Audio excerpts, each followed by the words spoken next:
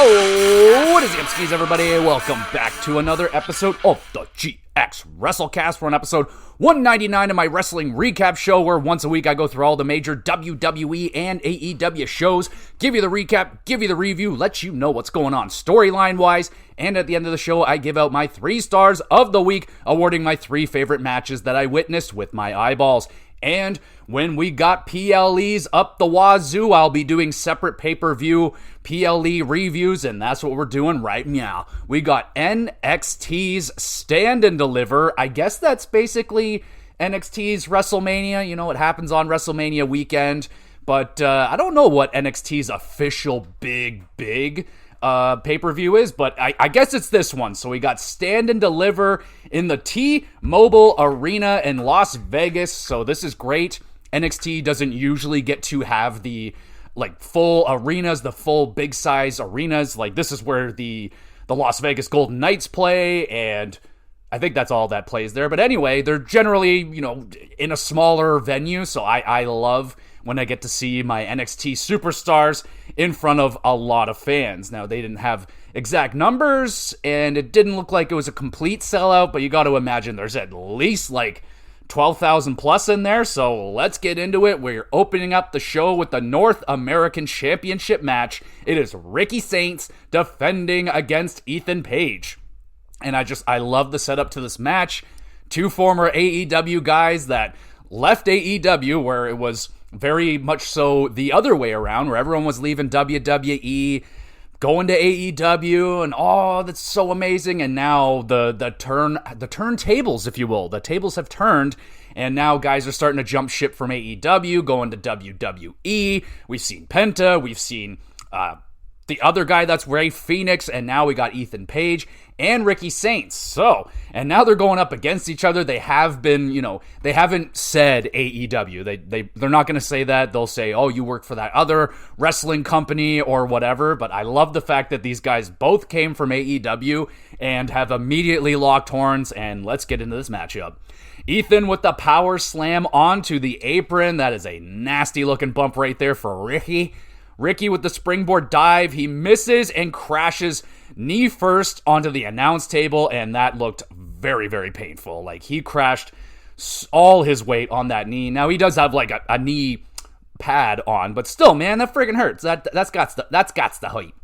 We got Ethan back suplex into the ropes, and another hard fall to the floor there for Ricky, just selling his ass off. Ricky pulling out the desperation last ride out of nowhere. I'm like, oh, fuck it. Didn't get him up as high as The Undertaker, of course, but that was the last ride, dog. We get Page with a nice code breaker. Nails the Ego's Edge, but Ricky is able to kick out. That was a nice Ego's Edge, man. Like, he fucking threw him. It was nice.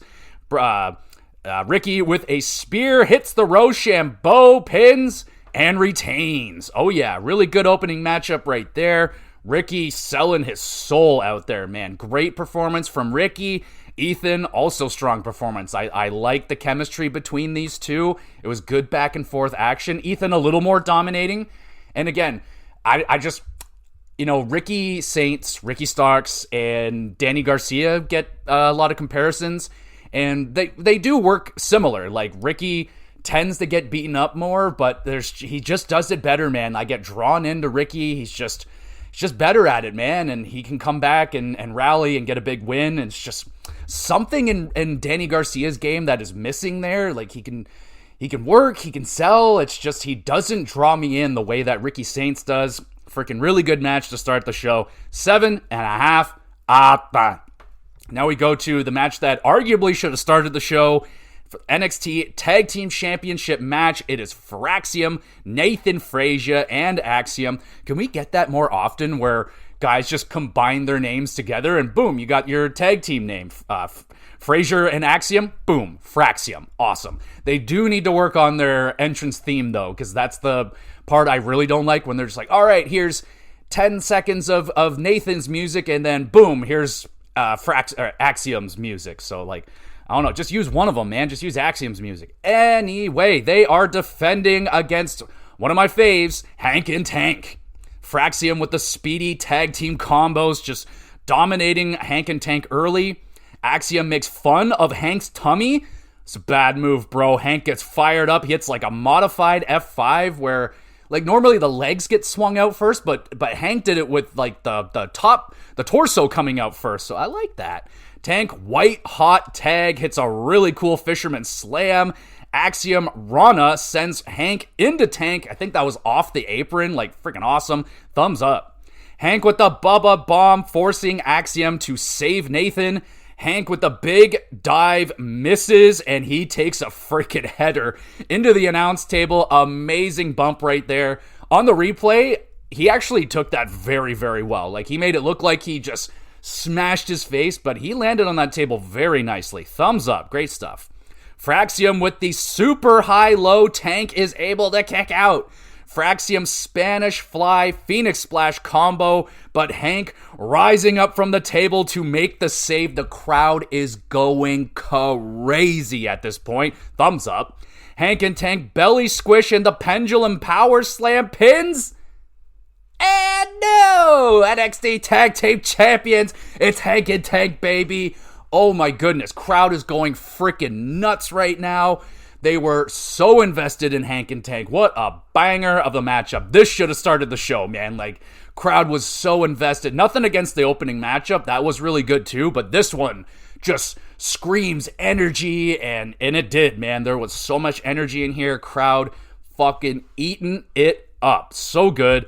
Awesome storytelling to an epic finish to this one. Like, Hank and Tank, they're getting beaten up, and all the weeks leading up to it, you know, they've shown flashes that they are a legitimate team, but they'll have some questionable losses and performances here and there, and this by far best performance they've had, kicking out of finishers, working really good together, and so much energy, man. So much energy, just firing up the crowd, so much fun to watch.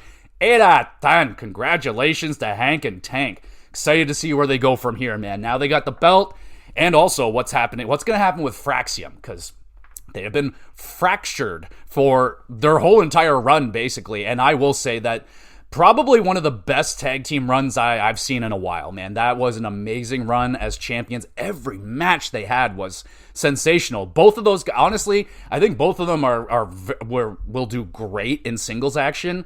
Like, let's just say, I want Nathan to go heel. I think Nathan Frazier would make a great heel. I'm thinking of what Ricochet is doing right now in AEW. I think Nathan Frazier could make a great heel. And I was expecting a heel turn at the pay-per-view. Didn't happen, but I think Nathan Frazier turns heel on Axiom at some point. And with Axiom, man, like, he could join LWO. He would fit in brilliantly there.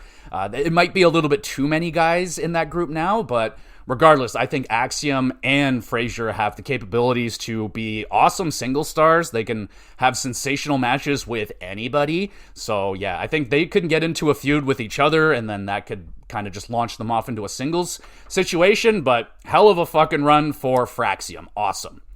Then we get famous Vegas resident Penn of Penn and Teller, the fucking magician or whatever. He's hanging out backstage. Then Lexus King shows up. He's being rude. And then Penn turns King's Cup into Teller. And yeah, just a cute little Vegas-themed segment, I guess. It was whatever. It's like a palate cleanser in between matches. And we get to the next match, and it's a big one. NXT Women's North American Championship in a 6-way ladder match. So Stephanie Vacour deciding to vacate her North American Championship since she is currently the NXT Women's Champion as well. That would be too much on her plate, so they decided to vacate the title, which was a questionable decision, but they fix it by making a tournament for a 6-woman ladder match to claim the now vacant NXT Women's North American Championship. Let's get in there. It's Thea Hale, Lola Vice, Izzy Dame, Zarya, Kalani Jordan, and Sol Ruka, which is interesting because Sol Ruka and Zarya are a team together. So we'll see if that drama is going to unfold. Let's get into it. We got Zarya. She is squished hard into a ladder, and like in between the ladder and the steel steps, like, oh, that just looked painful. But she gets right back up eventually, and she goes on a spear spree and then wrecks everybody with the helicopter ladder. She's got the helicopter wrapped around her head, and she's spinning around, whacking everybody. I forget who got it really. I think maybe not Izzy, but someone got it really good where the crowd was like, ooh, because she got it pretty good. Anyway, thumbs up for that. It was awesome. And then Izzy's like, nope, I ain't getting hit by that fucking ladder. She backdrops Zarya onto that ladder. That was painful looking. Kalani hits a split-legged moonsault with Zarya on the ladder. How you done? Izzy with the choke slam. She's making me pop. I fucking love the choke slam. And she does a power bomb off the freaking ladder. That was awesome. Thumbs up. And then poor Lola. She gets slammed hard on the ladder, and then she gets squished by a senton from Thea Hale. Like, oh, just a double whammy right there. And her reaction said it all. Like, that fucking hurts. We get Zarya lifting up the ladder, sending Thea Hale out of the ring, crashing to the floor, but thankfully the culling just happened to come out and catch her. So she's okay, but that was awesome. Thumbs up.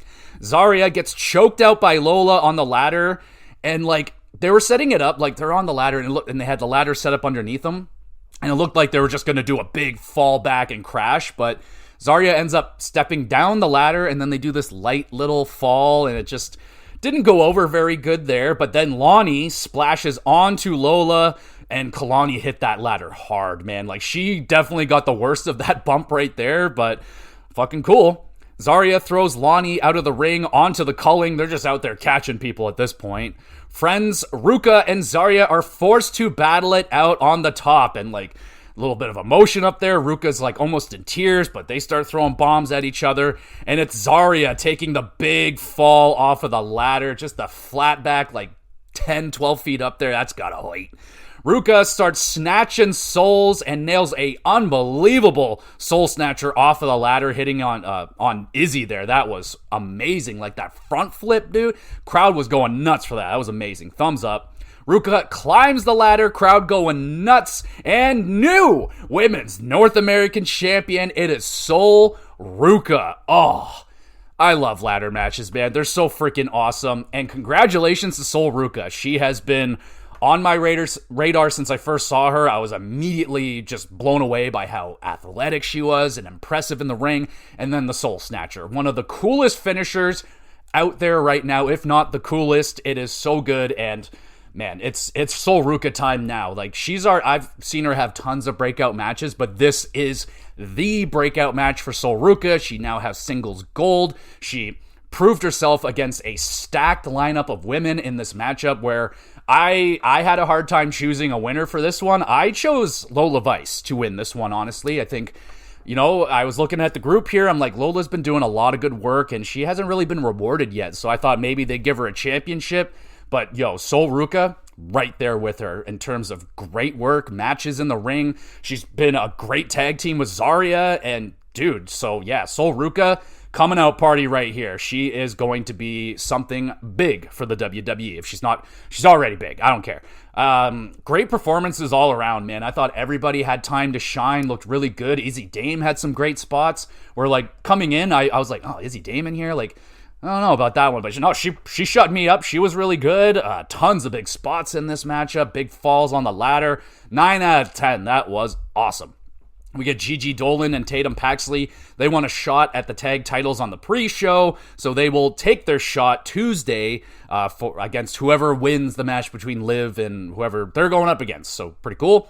We got trios tag team action. It's the family, Luca Crucifino, Stax Lorenzo, and Tony D'Angelo with Rizzo versus Dark State, Sugars, Osiris, Lennox, and I think Cutler is out there.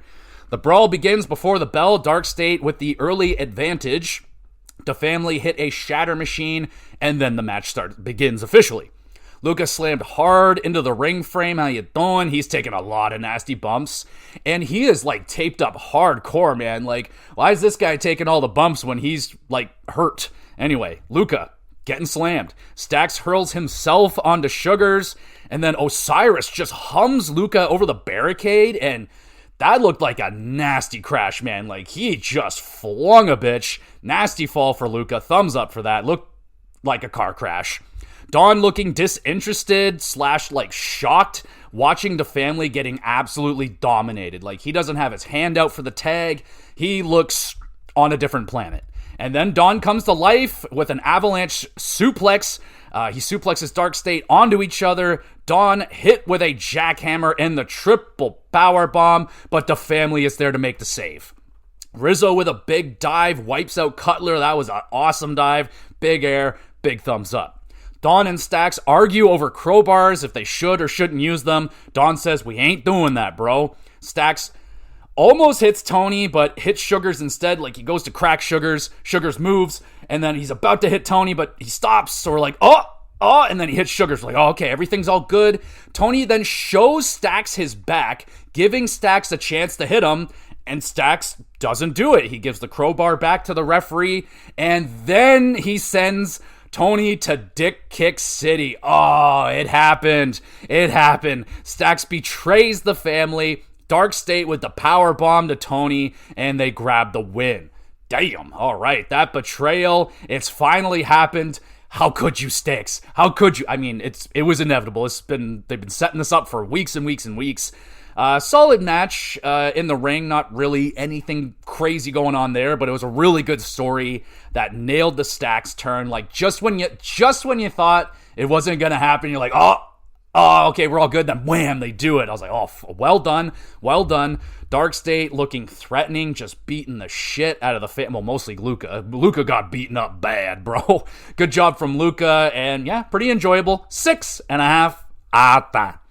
Now we go to the fatal 4-way match for the NXT Women's Championship. It is Stephanie Vacour defending against Julia, Jada Pinkett, and Jordan Grace. We get super fast-paced action right off the bat. All the women getting involved doing maneuvers. We get Grace lifts up Zarya and Julia, and then Parker hits a double blockbuster. Grace with the awesome double suplex after that, just showing off all this power, man. Lifting up two women up there, like, just ridiculous. Thumbs up. Julia and Vacour face off. Julia is just headbutting the bejesus out of Vacour.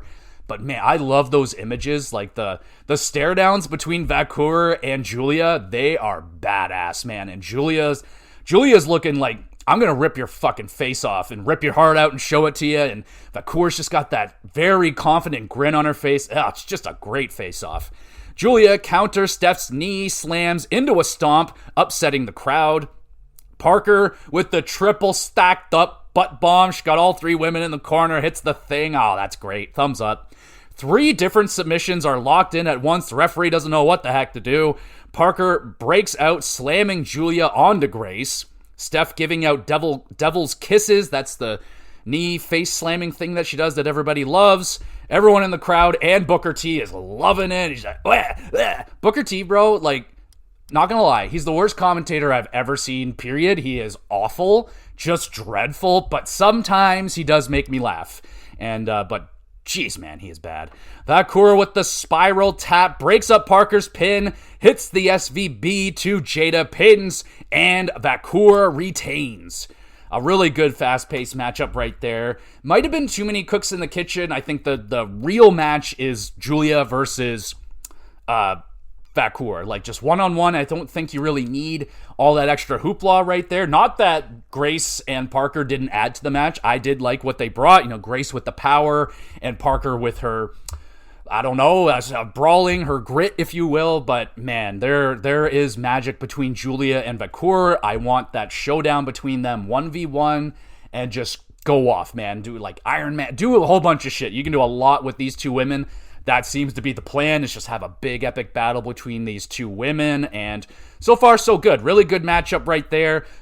I think just a little bit too much cooks in the kitchen is a problem right here, but 7.5 out of 10. Also no weaponry. There's no rules in a fatal 4-way, triple threat, none of that stuff. No one really breaking the rules here, which, I mean, sort of makes sense. They're all kind of babyface. Like, Julia's kind of borderline heel right now. Jada Parker, she's badass, but people like her, so I guess they're all kind of baby faces, so it makes sense. So let's get to the main event. It is a triple threat match for the NXT Championship. Oba Femi defends against Trick Williams and Javon Evans. Trick with a standing backflip dodge really impresses the crowd. I don't think we've ever seen him just pull out a backflip like that. And that's impressive, man. The dude's huge. Like, he's fucking 6 foot something, 200 and some odd pounds, pure muscle. Like, I tried a backflip once on a trampoline, almost broke my neck, and I'll never try it again. Javon trash-talking Oba gets dropped by Trick. Trick, impressive dodge, avoids a doomsday device. Like, he does a fucking midair matrix thing. Like, fucking, what? Damn, son, that was awesome.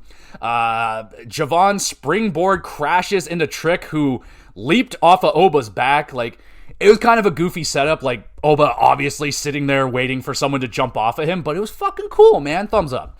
Javon 6 springboard on the outside off of the bottom rope. I don't think I've ever seen something like that. That was incredible. Like, to leap up there, have the balance to jump off that rope like that, nail a moonsault. Like, fuck, bro, that's ridiculous. Thumbs up. And then we get a creative Tower of Doom spot featuring a superplex. So I don't remember who was on Oba's shoulders. I think it was Trick. Trick grabs Javon into a suplex. Did they do the Tower of Doom? I don't think I've seen that one before. Thumbs up. Javon with a smooth counter cutter out of a choke slam. Javon picks up Oba for a slam, and I don't know, Oba's got like 150 pounds on Javon, and he like powered him up there. Like, very, very impressive. Hits a cutter, gets a near fall, and the crowd is going wild, man. They thought Javon had it, and they were ready, man. They were ready. We get the Trick Williams attacks the referee, pulls him out of the ring. He's down. Javon caught and thrown hard through the barricade a couple of times. Like, oh my goodness, that looks so painful. Trick with a book end to Oba through the announce table, like right after he goes to the barricade. Just wham, another huge awesome spot. Thumbs up. Trick shot connects, but Oba holds on to the referee to prevent the 3 count. And the look on Trick's face, man, was fucking amazing. He was just so shocked and just disgusted. Amazing. Javon with the double cutter, nails the twisty splash, but Trick with a trick shot to Javon stops the pinfall. Oba rises, hits Trick and Javon with fall from graces, and Oba Femi retains. Oh, man. That was pretty freaking awesome, man. I'm getting treated right now with some really good triple threats lately. That was awesome. So many spots. I'd call that a spot fest main event. There were so many big spots and moments. Crowd super invested into this matchup. They were so ready for Javon to become champion right there. Like, it was, the fucking roof was going to come off of that place if he pinned him right there. Trick was unreal, man. That might have been one of his best matches he's ever had. Like, he was just so focused. His emotions were fucking elite, man. He was so good. He was involved in pretty much all the big spots, and he nailed everything really, really well. Like, goddamn. Oba, what do I say about Oba? What an amazing champion he is. Like, there were spots in this match where he just stayed back, let Javon and Trick do their thing, let them have their shine, time in the fucking spotlight. He's such a giving champion, man. Like, he will take bumps, he will let others control the match while he's just hanging out, not doing much, and I fucking love that guy. I love Oba Femi. He's the freaking best. And not to mention, Oba still looks like an absolute beast at the end of that matchup. And I really like the storyline that they were telling throughout with Javon and Trick. Like, Javon kind of acting like Trick when he first came in, cocky, wasting time trash talking when you're supposed to capitalize on a pinfall.